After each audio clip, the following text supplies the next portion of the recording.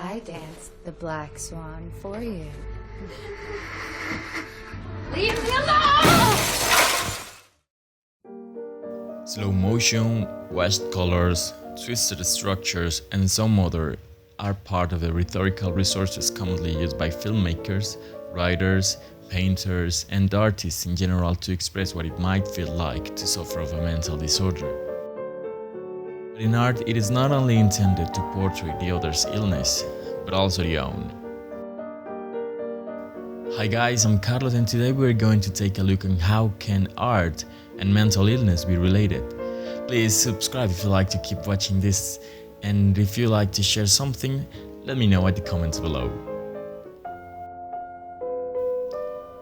In an attempt to express what he was feeling in an episode of Shattered Nerves, Edvard Munch created The Scream, one of the most important pictures to come out of the history of Expressionism, and which he described in his diary like this. One evening I was walking along a path. The city was on one side and the fjord below. I felt tired and ill. I stopped and looked over the fjord. The sun was setting and the clouds turning blood red. I sensed a scream passing through nature. It seemed to me that I heard the scream. I painted this picture, painted the clouds as actual blood. The color shrieked. This became the scream. Both film and literature have been affected by this issue too. Near to the mid-20th century, the writer Virginia Woolf was struggling with a severe depression that led her to commit suicide.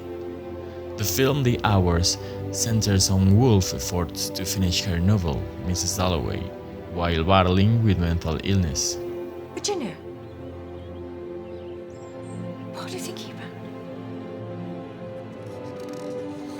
The real Woolf suffered from an affective disorder, which modern critics now recognize as bipolar disorder. If I were thinking clearly, Leonard, I would tell you that I wrestle alone in the dark, in the deep dark, and that only I can know. In the film, the other two main characters are also dealing with this feeling transmitted by Virginia as she writes the plot, and this is beautifully portrayed through visual metaphors.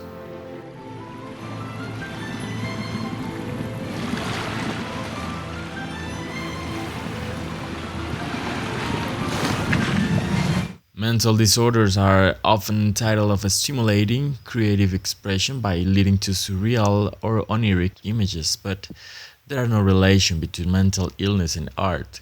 If the patient is gifted artistically, it can help, but it isn't always the only way it is portrayed on the big screen.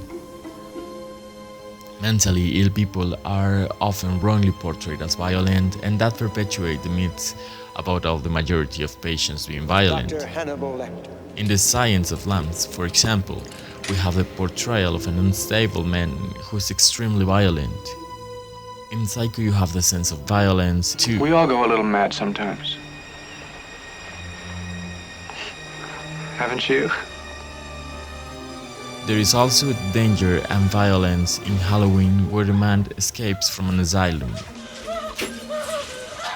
The National Institute of Mental Health, in its statement on schizophrenia, notes that most violent crimes are not committed by persons with schizophrenia, and most persons with schizophrenia do not commit violent crimes.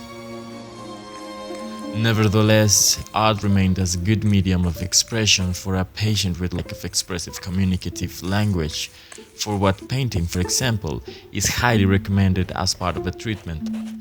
Van Gogh, to mention one, was diagnosed as manic depressive and had most of his more valuable pieces made while he was interned at the St. Paul Asylum. During his stay, Van Gogh experienced periods of illness when he could not paint. When he was able to resume, painting provided solace, leading him to create a collection of paintings inspired by the asylum, among other valuable pieces.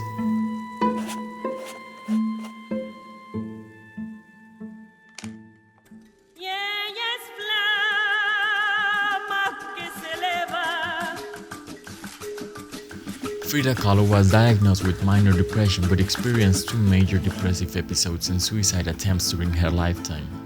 All 3 of her pregnancies had to be terminated, which caused the artist a lot of grief and heartache.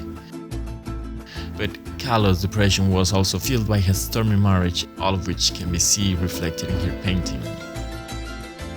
She said, "I never painted dreams. I painted my own reality."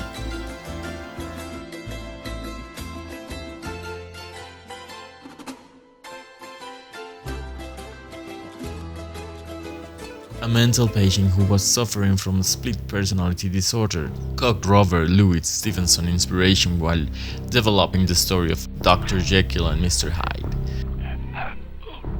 The novella's impact is such that it has become part of the language, with the very phrase Jekyll and Hyde coming to mean a person who is vastly different in moral character from one situation to the next.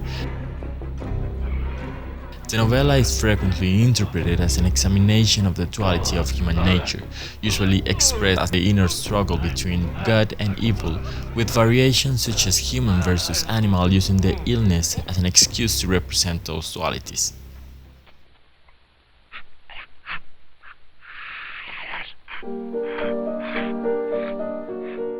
It is common to think that emotions interfere with rational thinking. Plato described emotion and reason as 2 horses pulling us on opposite directions. And in our society has always been a discussion, but what could be of art without emotion experiencing it? An emotional experience has been always argued as the purpose of an artistic expression. Hey, I hope you'd like this episode. If you did, please subscribe. You can also pledge on my Patreon channel or comment if you have to share something. Thank you for following. See you in the next episode.